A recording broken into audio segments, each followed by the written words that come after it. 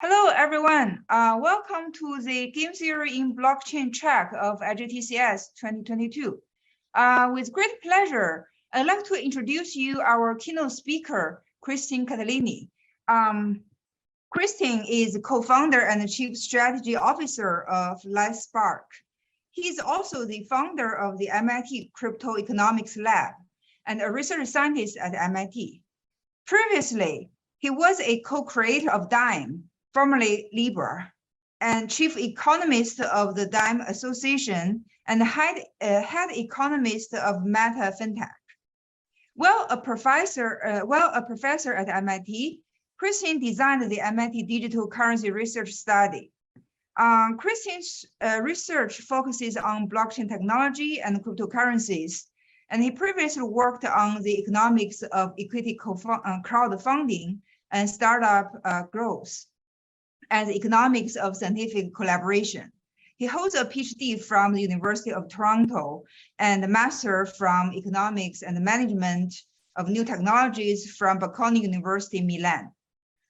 His research has been featured in Nature, Science, New York Times, Wall Street Journal, The Economist, Forbes, Bloomberg, etc., etc. And he has been invited to present his work at various institutions, such as the Federal Reserve Bank, the U.S. Treasury, the U.S. Securities and Exchange Commission, the World Bank, the IMF, and so on. So today, Christian is going to talk about how crypto, stablecoins, CBDCs, and Web3 will reshape competition. So go ahead. Thank you for having me, thanks for making it to the session. The idea is to kind of give you an overview of how the crypto and blockchain landscape has been evolving with an economic lens. So it's going to be very high level, and I'm going to try to touch on a number of different technological trends and how they may affect competition and the evolution of the market in these areas. So I'll start with a brief introduction, then talk a little bit more about the economics of what we're seeing, then zoom in on stablecoins because they've been quite the center of attention lately, in particular with some of the problems that have emerged with some of the leading ones collapsing. I will touch on DeFi and then NFTs and Web3. So this is a space that has gone through many different waves already of speculation, investment, and build out. And when we designed the MIT digital currency experiment, this was in early 2014. Here you're looking kind of at the Google search trends back in the day. Of course, a lot has happened ever since. If you're curious about what happened, to the MIT students that were exposed to cryptocurrency back in early 2014, well, the vast majority kept their Bitcoin. They all received $100 in Bitcoin at the price of about $350. So way back. But they had the right intuition. I mean, this was a new asset class. This was a new type of asset that people could kind of invest and potentially build more into the future. I think what happened after that was really an explosion in innovation and experimentation. And part of this is because the cost of building new ideas in this space has been drastically lowered. From, think about ERC-20 contracts to a lot of what we've seen in the world of smart contracts, the barriers for new founders and new individuals to really launch their own concept and idea in this space has come drastically down over the years. Now, what's clever about these new economic models is that you can use these tokens to drive new types of adoption behavior. So you can change how you incentivize early adopters to come onto these new systems and build out new types of ecosystems and platforms. You can use the same economic incentives to crowdsource resources, whether it's storage in something like Filecoin or energy or bandwidth, all of the things that essentially can be metered. I think over the next 5, 10, 20 years will be metered, priced, and exchanged through blockchain-like technology. And possibly even more interesting and disruptive from kind of market structure and a competition perspective, talent. So these systems will be able to attract and reward talent in the same way that we've seen digital platforms over the last few decades attract and reward talent in two-sided marketplaces, from social media to car sharing to, of course, all sort of distributed work platforms. And what's kind of interesting here is that when again, contributions are measurable and their economic impact is measurable, a lot of the dynamics that we've seen in traditional digital platforms are slightly different on blockchain-based ecosystems. This also led to an explosion of project raising capital across the globe, initial coin offerings. Of course, these were often unregulated sales of securities and so run into regulatory troubles. But what was kind of interesting in that phase, and we've seen more of this during the more recent Web3 trend, it really shows that these networks can also be a viable way for fundraising capital and really incentivizing new types of projects to be developed. This was actually a graph comparing Series A funding by traditional venture capital to ICO funding in the early days of the ICO boom. And as you can see, many countries were on the diagonal. So they were raising as much capital through these new methods as they would through traditional channels. Of course, a lot of this was not in compliance with the law. And so there's been a major crackdown across a number of jurisdictions, including the United States, on these projects that were kind of illegal offerings of these tokens. And we're seeing a lot of this play out even more recently with the SEC in the United States launching a number of enforcement actions across many Web3 founders and projects. But to some extent, the first wave was all about cryptocurrencies like Bitcoin and Ethereum. The next ones were a lot more about decentralized finance. And I'll talk a little bit more about why that is kind of interesting from an economic perspective and how that may reshape the world of finance, payments, and more traditional financial intermediation. In parallel, there's also been an increase in interest in central bank digital currencies. Of course, China leading the effort with DCEP, but more broadly, countries looking at how to upgrade their financial and payment infrastructure, potentially with the release of central bank digital currencies that can allow citizens to hold something that's very similar to digital cash in their hands and really lower frictions in all sort of payments and financial services. So there's a really interesting interplay between public sector efforts in this area and private sector ones, some of these ecosystems and networks that are emerging. Now, when you zoom out, what's really fascinating to an economist like me is that you see many different competing standards. Each one of these networks makes different choices in terms of market design, in terms of incentives, in terms of what it's trying to achieve. And we're kind of witnessing live how market uncertainty, regulatory uncertainty, and technical uncertainty are unfolding. It's a little bit as if in the start of a new industry, whether it's railways or telecom, you could track the stock price of each one of the participants in real time every day, which also leads to a lot of volatility, which is something that has been particularly dangerous, especially for consumers that have been kind of playing with some of these assets, often without realizing the degree of risk and uncertainty that each one of these entails. But it's kind of fascinating, at least when you zoom out, to see how this is all playing out in a competitive fashion with different ideas, different engineering solutions, but also different incentive and market design approaches kind of competing with one another for attention and resources in the cryptocurrency and blockchain space. Now, of course, this all started, as you know, with Bitcoin. Bitcoin, which made a number of very idiosyncratic choices from the fixed supply of 21 million coins and this focus on peer-to-peer cash, a vision that never really materialized yet, with Bitcoin not being used for day-to-day payments, but actually being considered a lot more as a kind of a digital equivalent to gold, a digital gold that is more kind of transferable and transactable online. Now, what's interesting is that, of course, the original vision of where we are today is very different, and the marketplace has evolved substantially, even when it comes to Bitcoin. But something that often I don't think is stressed enough about is that from an economic perspective, with Bitcoin and subsequent protocols, there's really a fundamental problem that is not only a computer science problem, but also kind of an economic one that was solved, which is the double spending problem. So the idea that if you have a digital good, you cannot be double spent more than once. This was a problem that any sort of digital cash solution had to solve, often with recurring to an intermediary in the picture. But it's an even more fundamental one from an economic perspective, because once we solve the double spending problem, we can essentially define scarce digital ownership rights that are programmable, and of course a lot more, without kind of giving a lot of control to a centralized intermediary, whether it's a platform or some other type of entity. And this is really novel.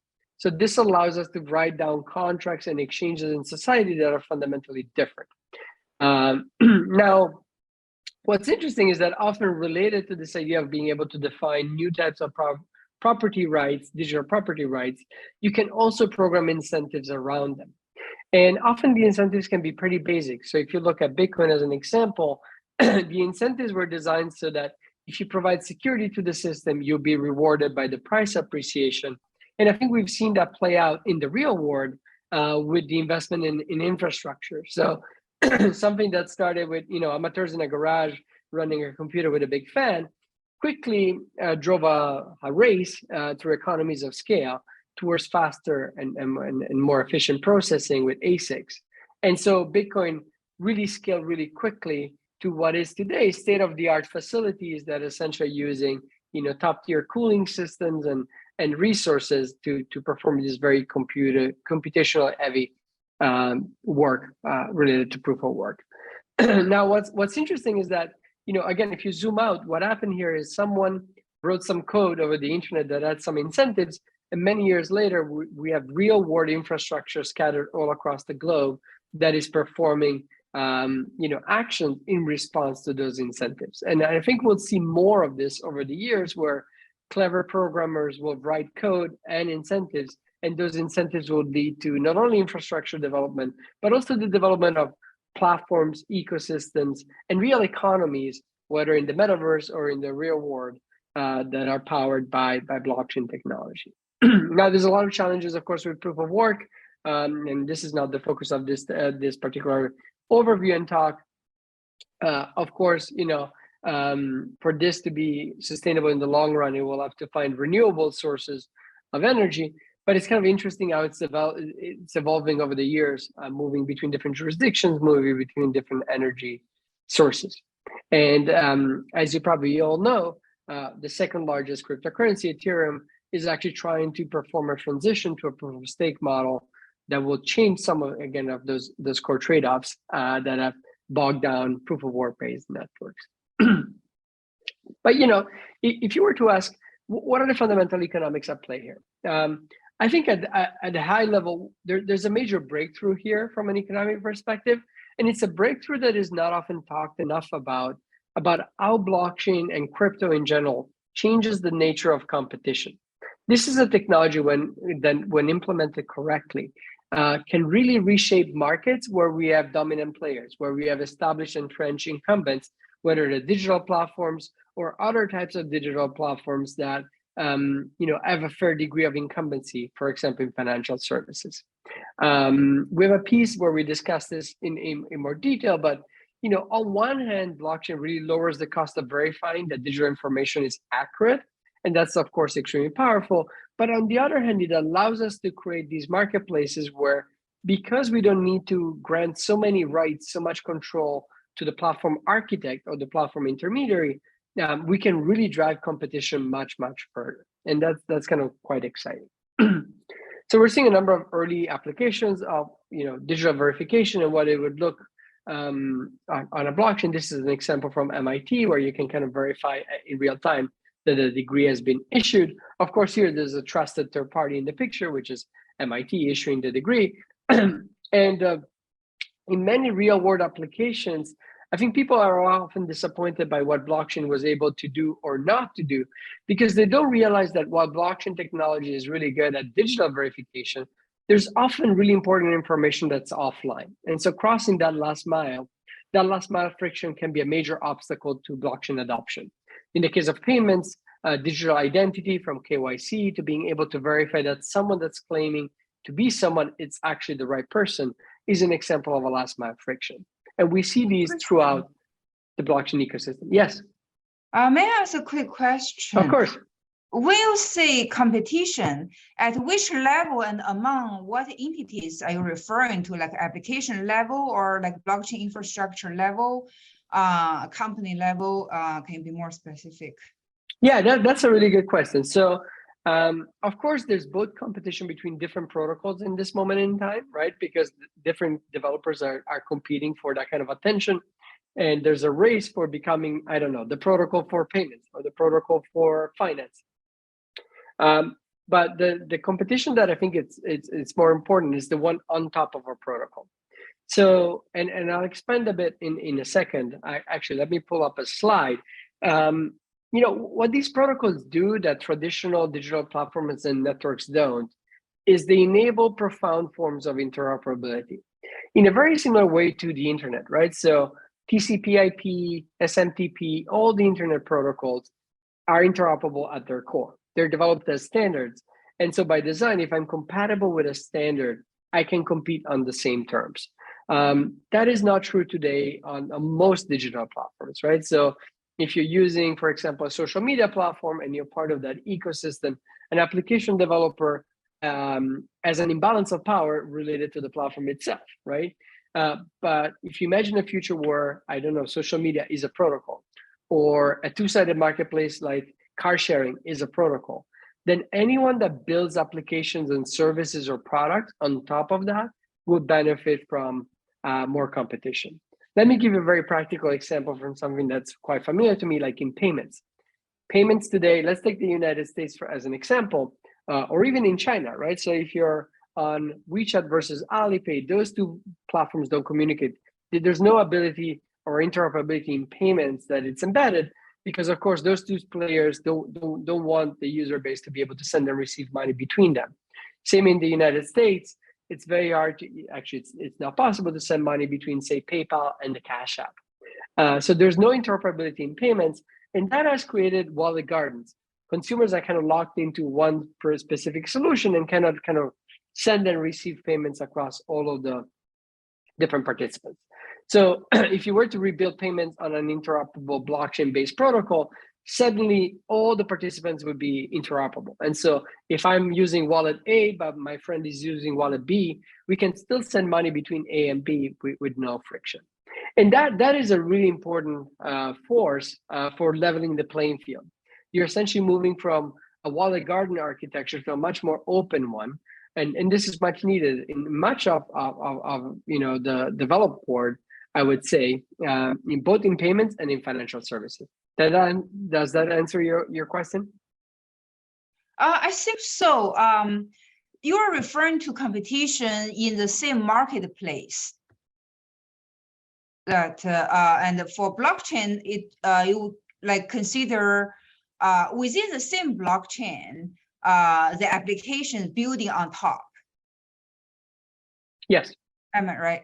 Okay. Correct. Thank you. And without getting too much into the details, I think as bridges and connections between different blockchains will become more viable and more robust, you will also have really interesting competition kind of across blockchains. Because some application providers may be able to serve multiple blockchains and be available on multiple chains. And so they'll compete directly with others that maybe are not on the same blockchain. So things get even more interesting as broader forms of interoperability, both on a blockchain and across blockchains, become a possibility. Right, but since now like interoperability isn't really in at an advanced stage in the blockchain world, maybe you will say something about that. I would be curious what you think about the current stage. I think the current state of interoperability across chains is minimal. And so there's a lot more work needed to enable really robust bridges and safe bridges, right? So I think we know how to build bridges that are not safe because they have a centralized party that is really trusted at that bridge level, but we've seen a lot of problems with those already. I think there's more work needed by really talented cryptographers that I'm sure are on the call, and others working on distributed systems and thinking through how do we enable interoperability across chains with good safety and security assumptions. Yeah, I totally agree. I don't want to further distract you. Thank you. No, this is great. And please others jump in as needed. So from an economic perspective, there's a lot to look forward to, right? So this is this is a technology that can enable, again, more innovation, more competition.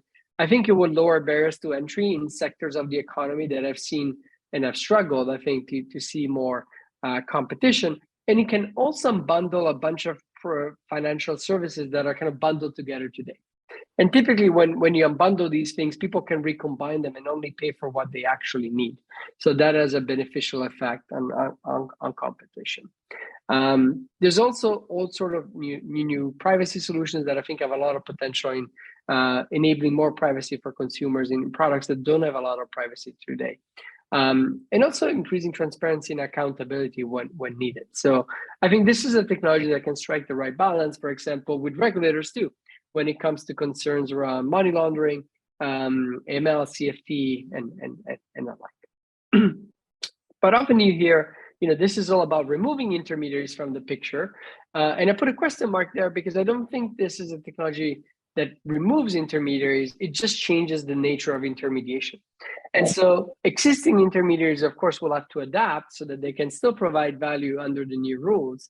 And some services will become just cheaper. They will be commodified. And so, if a bank or financial intermediary was able to charge X for a certain service, it may be able to only charge a fraction of that. But that said, it may be able to enable new types of products and services on top of it. And there's also a broader challenge, when you remove completely intermediaries from the picture, how do you really ensure that all of these new marketplaces reflect society's values and principles? I think this is very salient when you think about financial crime, stopping financial crime from happening on these networks. But there's other concerns about market integrity, ensuring that there's no market manipulation, all the classic things that we fixed in the traditional system. How do we ensure that you can replicate them, for example, in DeFi? DeFi is extremely difficult to regulate exactly because it lacks these intermediaries typically from the picture. And I think we're seeing already some tensions in this space and some challenges ahead. At a high level, it's really important to think about, it's not just the software, it's not just the code. It's always going to be an interplay between the software and the code and the institutions around it, the rule of law, the laws that we embed this software in.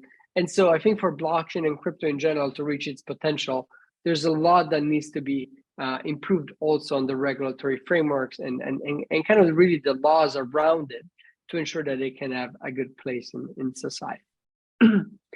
That said, what we're seeing, this is where I want to focus a little bit of the next few minutes on, is what these forces of interoperability, of programmability, and composability. So essentially the idea that you have different Lego blocks that can be recombined in different ways to deliver new products and services are now reshaping multiple industries. If it started with payments and financial services, the next big one is really all of finance. And I'll talk a little bit about the economic properties of DeFi, because I think it's important to keep in mind how does it actually differ from more traditional finance.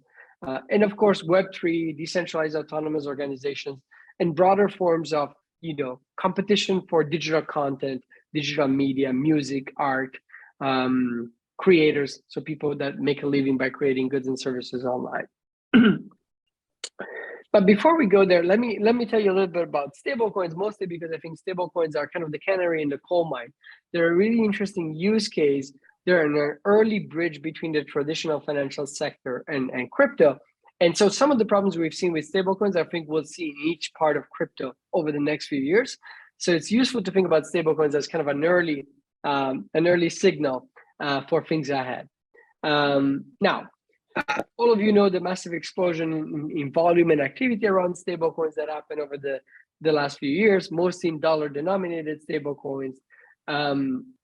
What's the upside? I think in the long term, stablecoins can really improve access and competition in payment, so they can lower friction on payment rails, especially across countries, especially in countries that do not have a good payment infrastructure, including the United States. I mean, the United States is actually the worst nation among the G7 in terms of access for unbanked and underbanked segments of its population. What are stablecoins? I mean, the intuition is very simple. It's something that retains the peg against a reference asset, say the dollar. So a good protocol for a stablecoin, will mint new coins in response to demand, and will be able to redeem those coins at par when demand decreases. So sounds simple enough, but as it turns out, when you look under the hood, and again, I don't have a lot of time, happy to talk about it more in the Q&A. Today, we call stablecoins a lot of very different things, from things that have nothing to do with the reference asset, like crypto-backed under collateralized stablecoins. Think about Terra Luna, the one that just recently imploded, to things that actually are almost like a central bank digital currency. So if you were to design through banking regulation a stablecoin that's fiat-backed with high-quality liquid assets, you're actually not that different than a central bank digital currency. But there's a lot in between, and I think that's why you've seen regulators across the globe really call for better frameworks for these new crypto instruments to avoid, all sort of run-like behaviors, fraud, instability, like the one we've actually seen materialize over the last few months. And although there's been a call for a lot of these stablecoins to improve the transparency of the reserve and the quality of how they're retaining that peg, that's not where we are today. And so my conclusion on this is that stablecoin as a word is really a misnomer. There's a lot of different things that get packaged under the label stablecoin. And what we've seen happen over the last recent months is essentially poor designs, poor economic designs, coming to terms with reality, really. You may have heard a lot about algorithmic stablecoins. And the fundamental challenge when you think about it of an algorithmic stablecoin is that you're trying to track an asset that is really defined offline with some other assets, proxy asset, typically equity in the ecosystem of that stablecoin. And that's just a recipe for disaster. And I think that's kind of what we've seen again with the debt spiral with Terra USD. It's ironic. We wrote a paper describing the problem that Terra USD eventually encountered more than a year and a half earlier than it happened. But unfortunately, it was a major setback, I think, the entire space, as some of these very complex and clever solutions kind of encountered, the test of reality. If you're curious about what went wrong, well, these are all dual token instruments where, in a sense, there's one token that is kind of almost like equity in the ecosystem, and you're using that to back that claim to redeem at par. Of course, all of that goes well when things are growing, but in any moment where you have a shock to expectations, expectation can drive really rapidly the value of that token to zero, which is essentially what happened. Now, that sounds like something like currency boards. And in fact, we've seen historically with currency boards, very similar dynamic. This is just crypto rediscovering bad macroeconomic policy, essentially.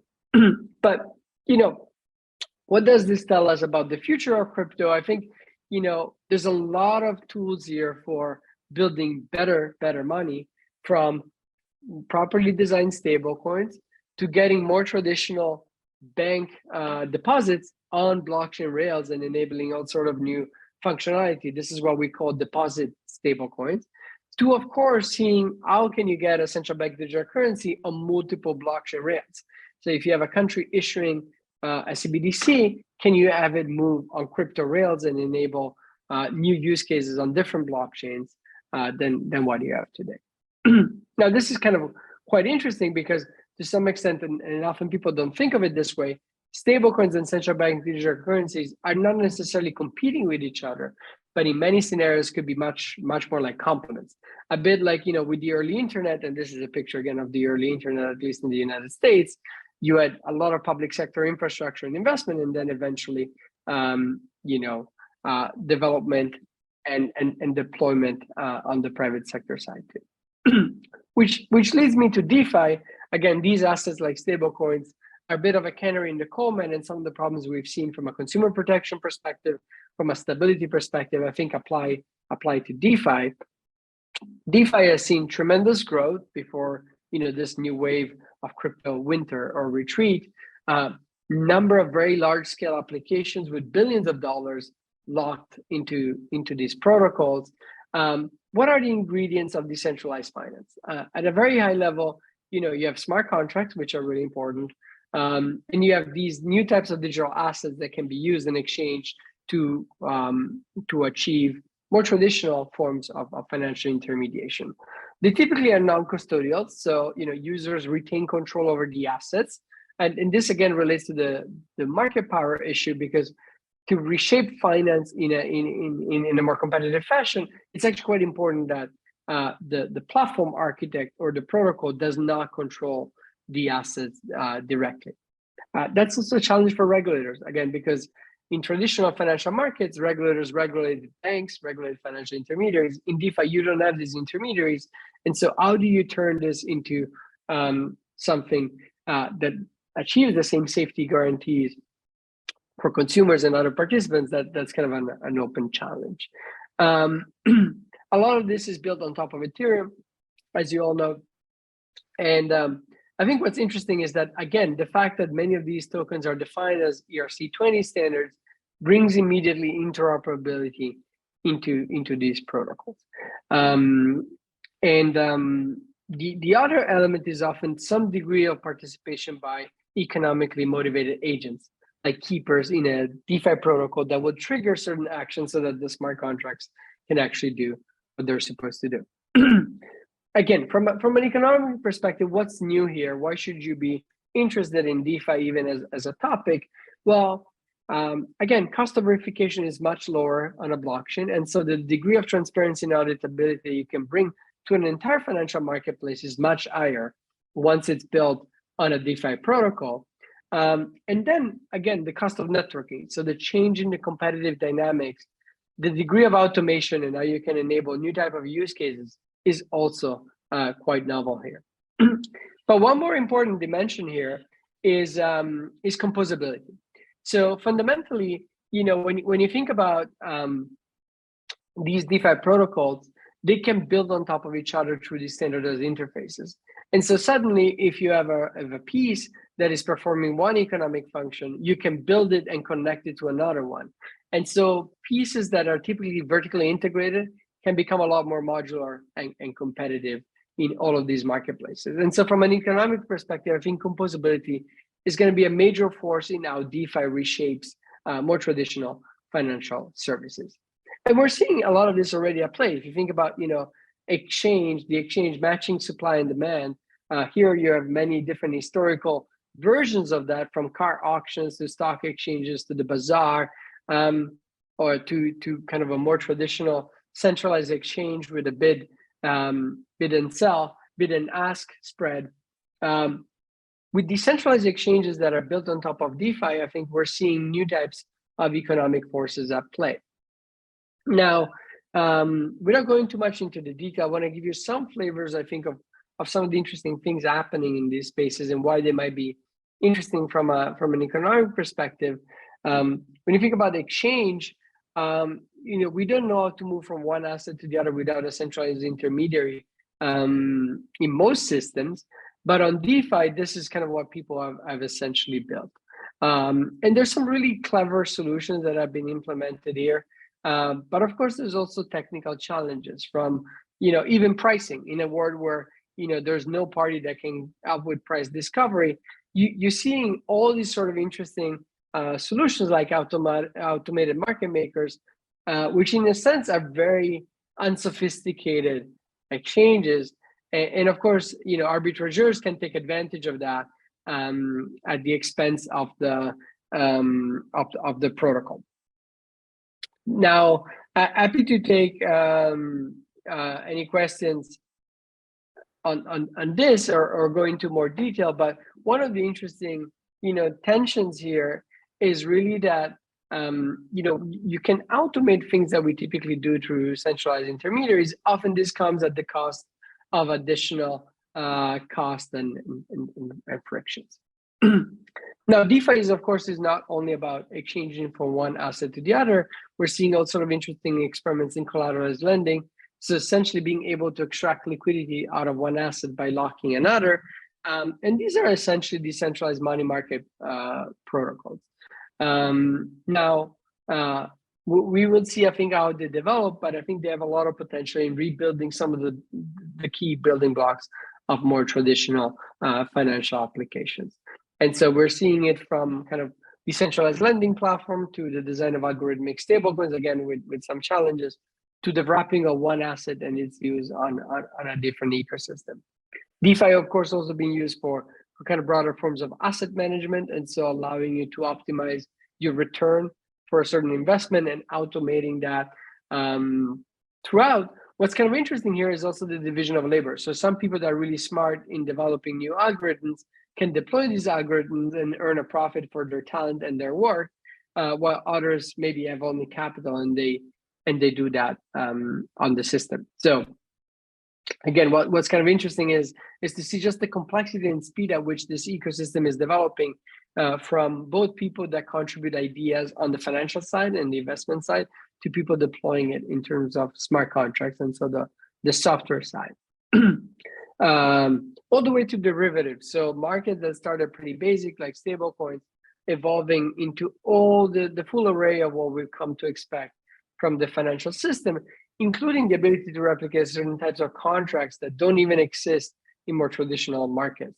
Like Robert Shiller's perpetual future, which was just an idea, was implemented the first time on DeFi, because of course you have different primitives, you have different building blocks that allows you to build new types of contracts and new types of services. A lot of risk in DeFi, from of course smart contract risk. If something is wrong with a smart contract, assets can be stolen, can become unusable. Those sort of corner cases and tail events.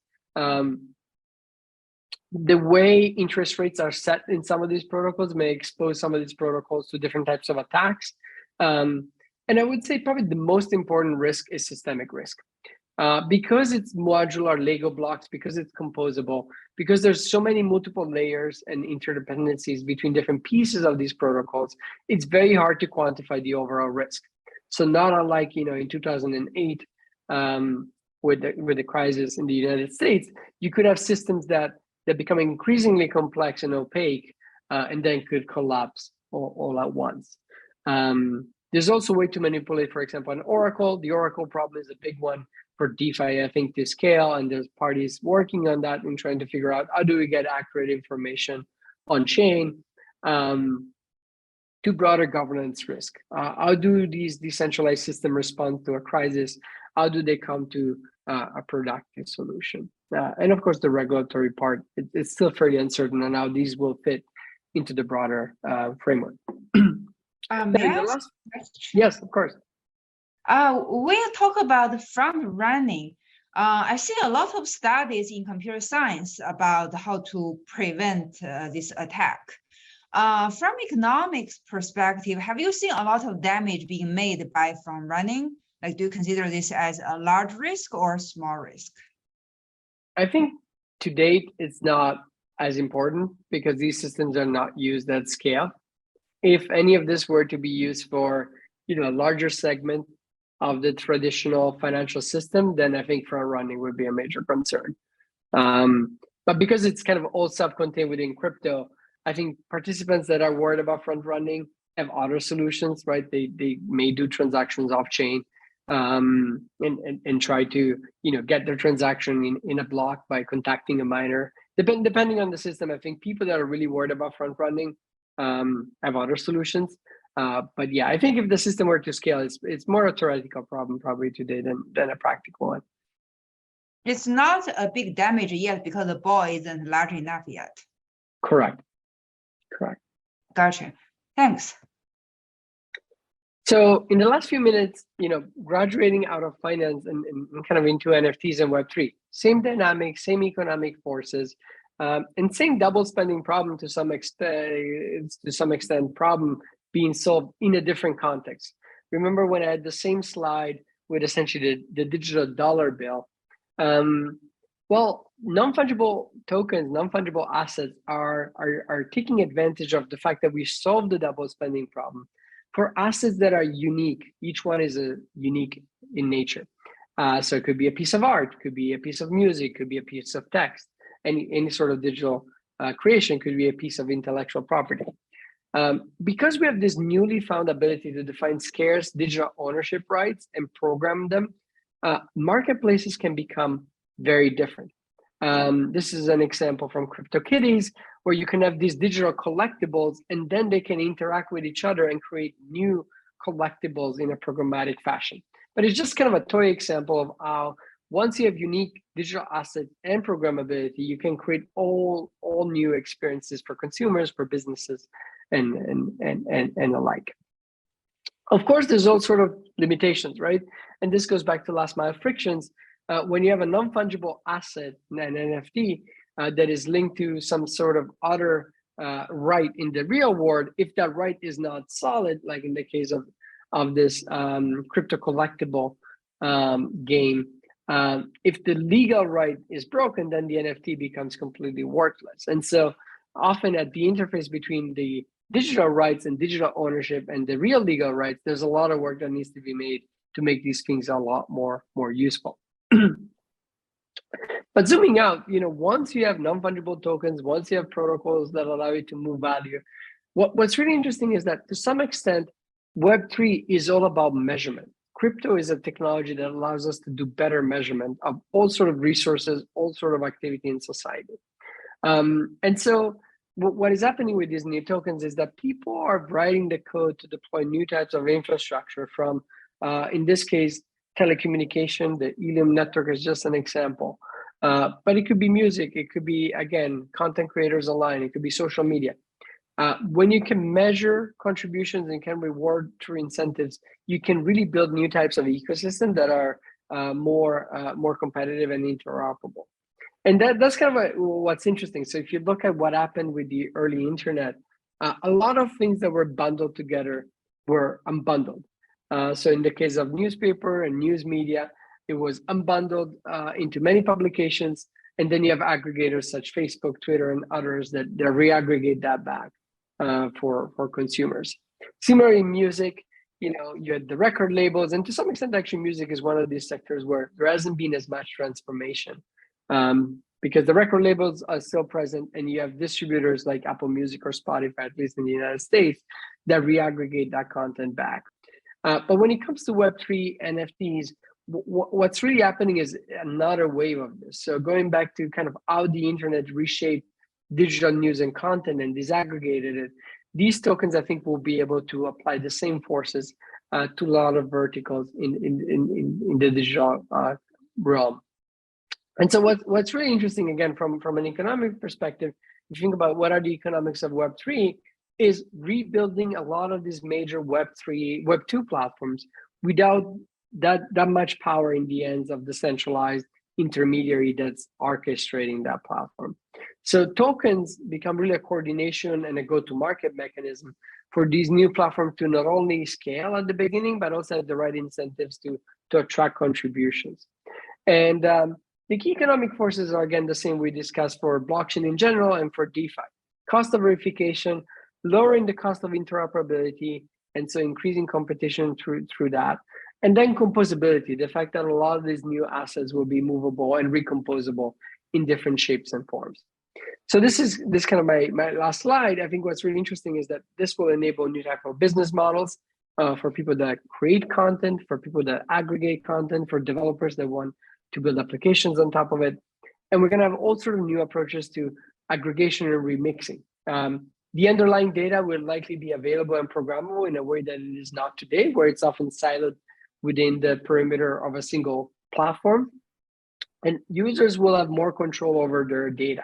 Will be able to, have more rights over how their data is used. And that, I think, will lead to also better privacy solutions. But of course, there's a number of challenges for this to all play out. Protocols by design evolve much more slowly than centralized platforms.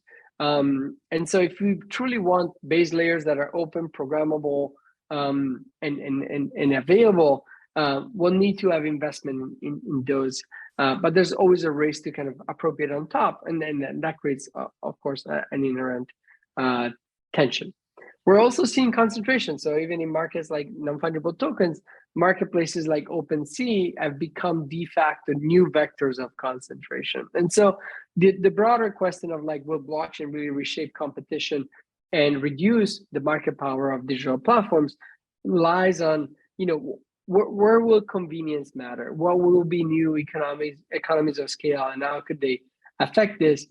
Brand, all these things that used to be really important in Web 2, if they port over to Web 3, then a lot of these economic forces might be muted, and a lot of the benefits might be less than we expect.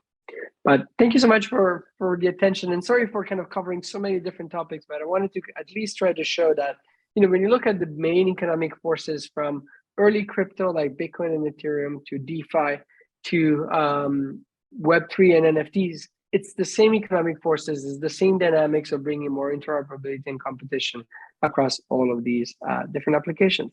Thank you. Thanks, Curtin.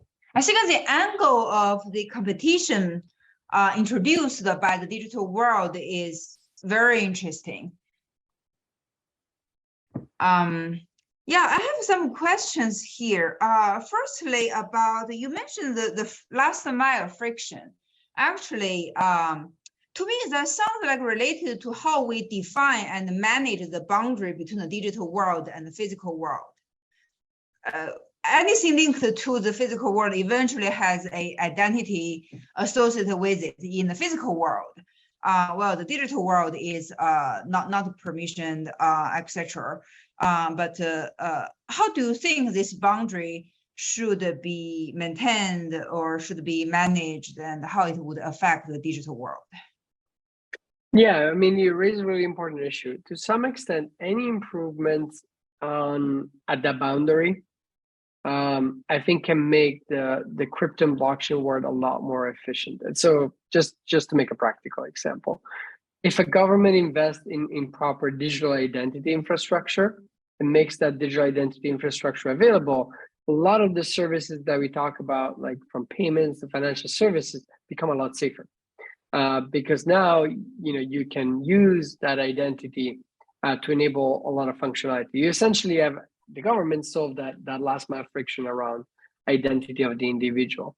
I think similarly, there's similar problems when you think about the movement of goods through a supply chain, or any sort of IoT device. I think people will creatively build bridges between these distributed systems and the real world.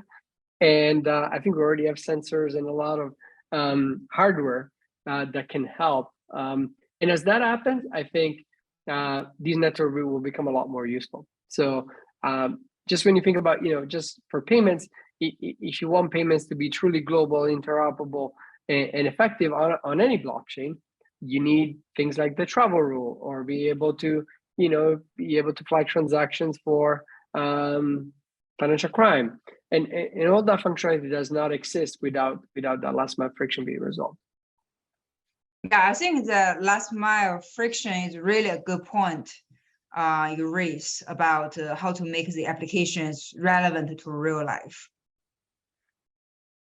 A related question, actually, I want to mention to the audience in the room that if you have questions, feel free to unmute yourself and ask.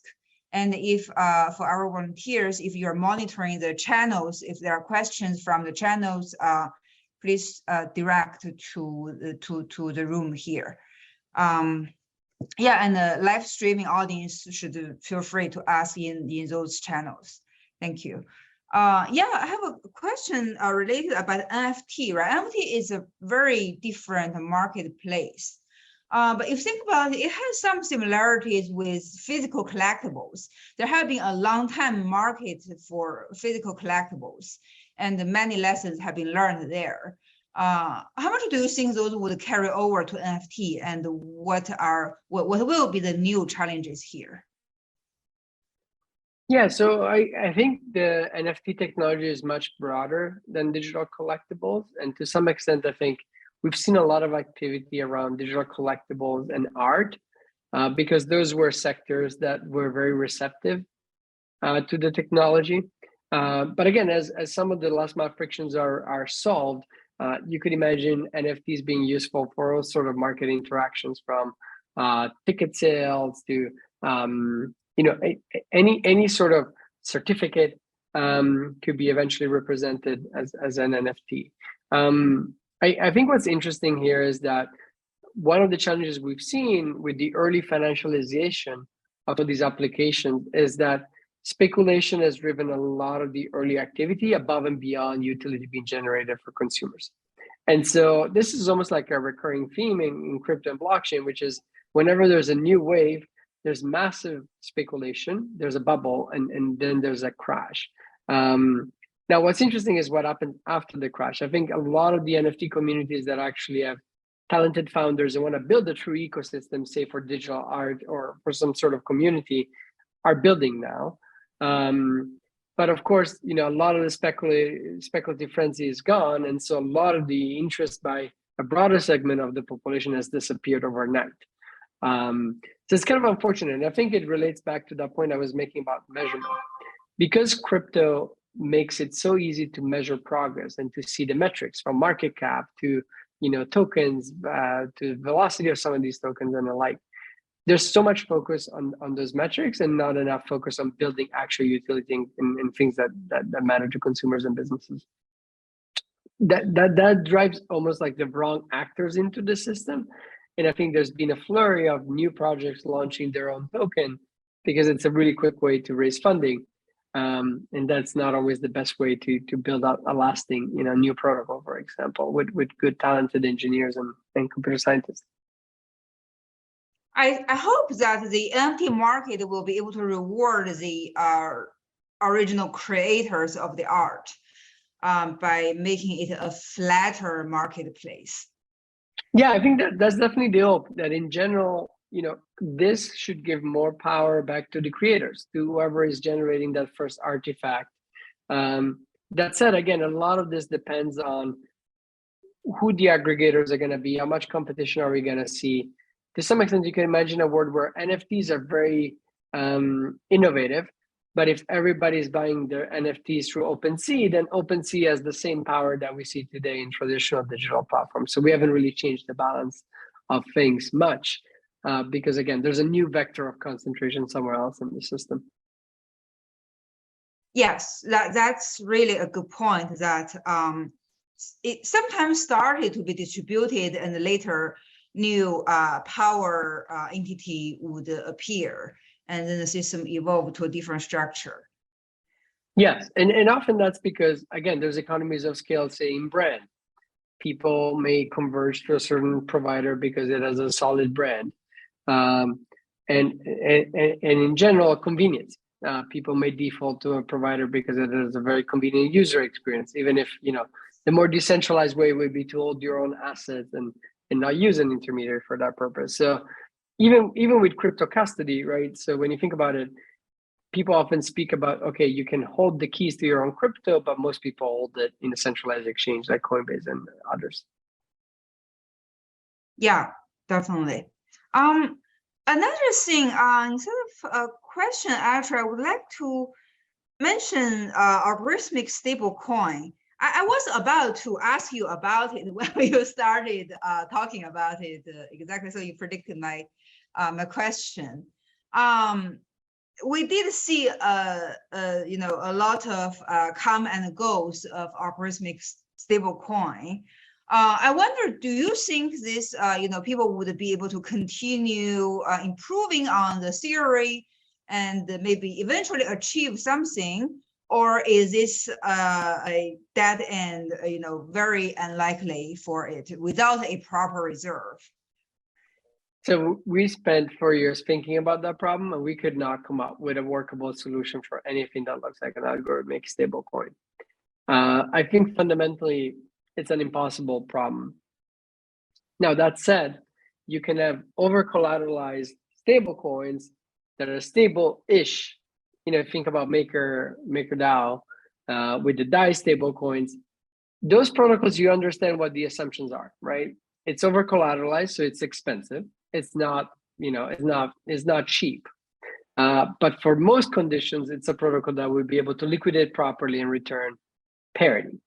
And the intuition is simple, right? So for those of you familiar with traditional finance, the Basel III framework decides, for example, how much does a bank need to over-collateralize its balance sheet, right, to account for credit, market, and operational risk. An algorithmic stablecoin, by design, is holding an asset that is not the same as the asset it's trying to track.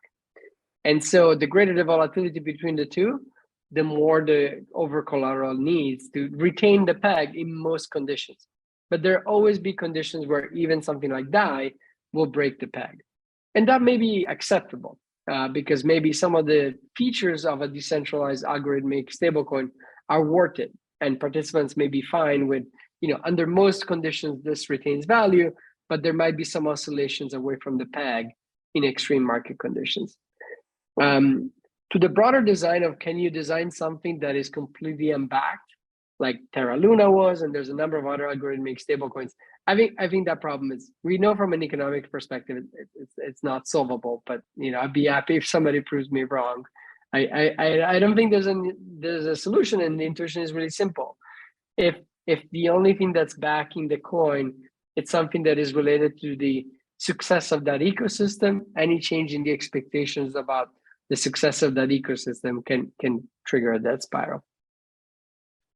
Yeah, I think the spiral that pushing the system out of the existing equilibrium is a pretty dangerous thing without a reserve.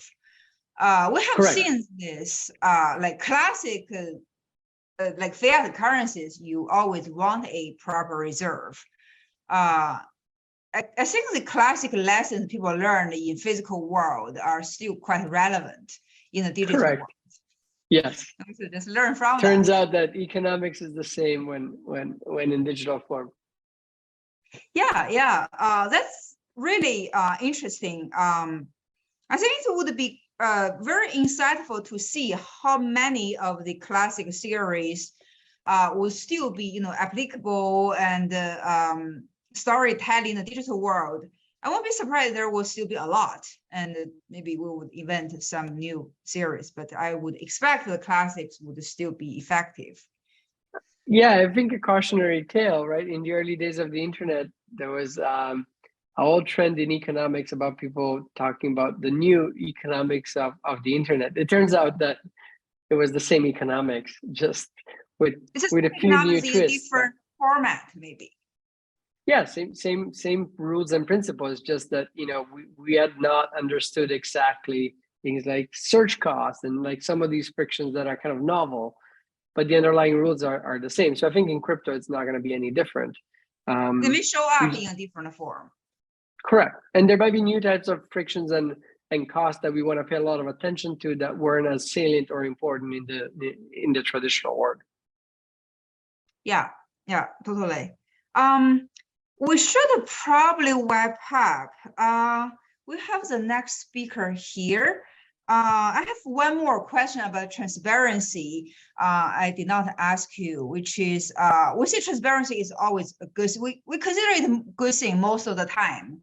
But we also notice that with transparency, people do not have any secret about their strategy, like their bidding price in the auctions, for example. Maybe this is something worth thinking about, how to do different financial applications in the blockchain when everything is so transparent. Yeah, I think, look, any proper DeFi application or even payments at scale will need selective disclosure and privacy. So I think privacy is going to be a really important component. Of course, the balance being, how do you ensure that it's private to participants, but for example, if law enforcement or if there's like any sort of compliance need, you can still access that transaction. So there's a really fine balance between different types of participants that would need different degrees of access to that information. And I think the technology allows you to do that. So we just need to build it out. Absolutely. Yeah, thank you so much. I took this opportunity to ask you so many questions, maybe not even covered in our talk, but it's really a great opportunity to interact with you. Likewise, thank you for having me.